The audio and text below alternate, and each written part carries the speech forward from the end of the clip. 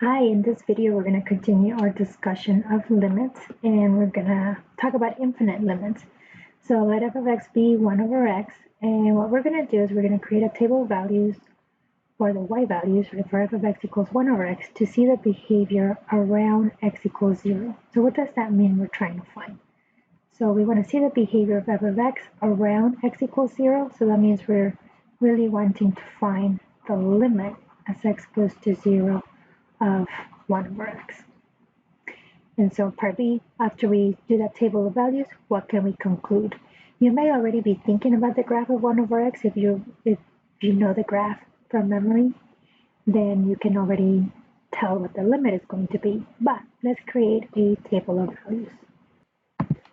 So because I want to find the behavior around 0, I'm going to look at it from the left and from the right.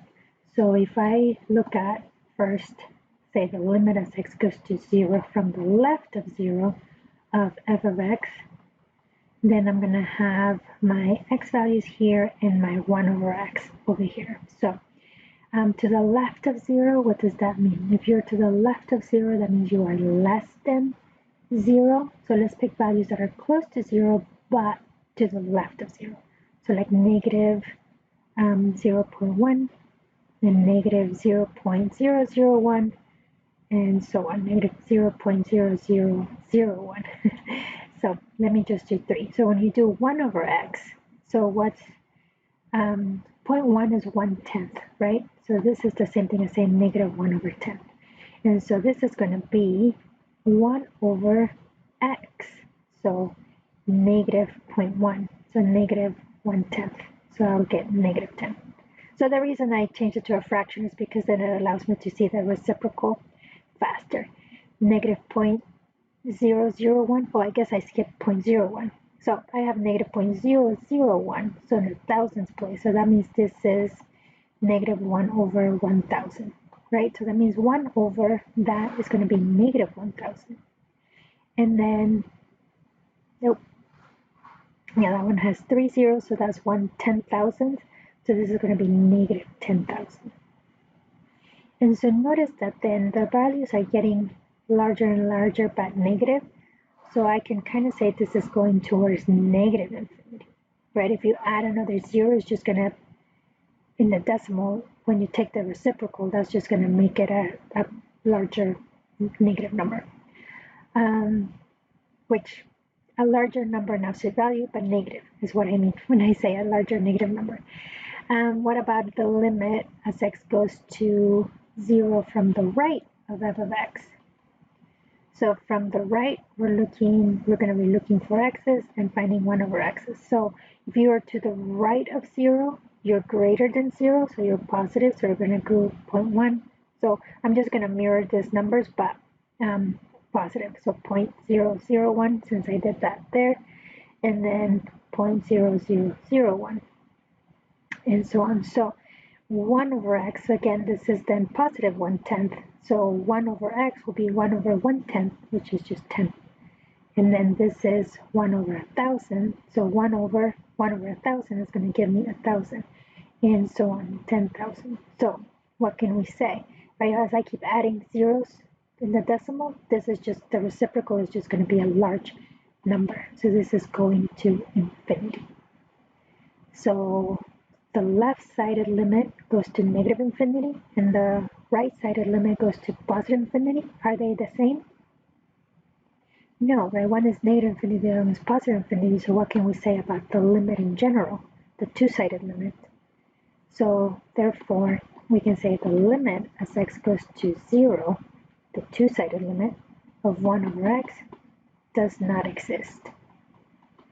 And why is that? Because this is my lazy because the limit as x goes to 0 from the left of 1 over x is not the same as the limit as x goes to 0 from the right of 1 over x. Right? This one, the value of this one was negative infinity, while the value of this one is positive infinity. So therefore, the limit does not exist. And if you look at the graph, we can see it more clear. So this is our graph of 1 over x. And you can see, so if this is f of x equals 1 over x, is shown here. So as x goes to 0 from the right, so as you go to 0 from the right, you're to the right of 0, you're positive. So notice that is going towards positive infinity, the y values. And as x goes to 0 from the left, the y values are doing what? They're going towards negative infinity. So they're getting smaller, so they're not approaching the same thing, so the limit does not exist. If this was, so side note here, if, big if it was f of x equals 1 over x squared, now this one, the limit will be different, right? Because, and I'm going to just freehand it here, 1 over x squared, this is the graph. So as x goes to 0 from the left, the y values go towards positive infinity, and as x goes to 0 from the right, the y values also go towards positive infinity. So they both go to infinity, the limit is infinity. So here the limit as x goes to 0 of 1 over x squared will be positive infinity, because both the left-sided and the right-sided limit go to infinity. So let's try another example. So let's look at this function. F of x is 2x over x minus 4. What is the next value of interest for a limit? So I'm asking you to think a little bit more here. So what do I want to know the limit of? Now notice that here you have a denominator. So if you think about the domain of the function, what's the domain? Denominator can't be 0, so that means that x can't be 4. So the domain then is minus infinity to 4 union 4 to infinity. So 4 is not in the domain, so that will be an x value of interest, right? What are the y values doing near 4? So what is the limit as x goes to 4 of f of x? And we can do the same thing that we did above with the table of values. Okay, so let's look at the limit. So again, we're going to look at the one-sided limit. So I'm going to look at as x goes to 4 from the left, and then as x goes to 4 from the right. So I'm going to have x and 2x over x minus 4, and then x and 2x over x minus 4. It's just that my values are going to look different.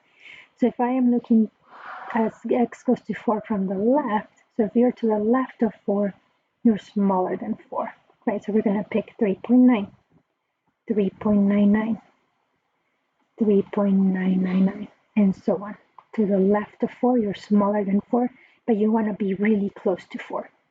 And then to the right of 4, we're going to pick like 4.1, 4.01. When you're to the right of 4, you're larger than 4, but for this limit, we still want to be really, really close to 4. So 4.001, and so on. So plug them in. And so for 3.9, how am I going to get that value? I'm going to do 2 times 3.9 over 3.9 minus 4.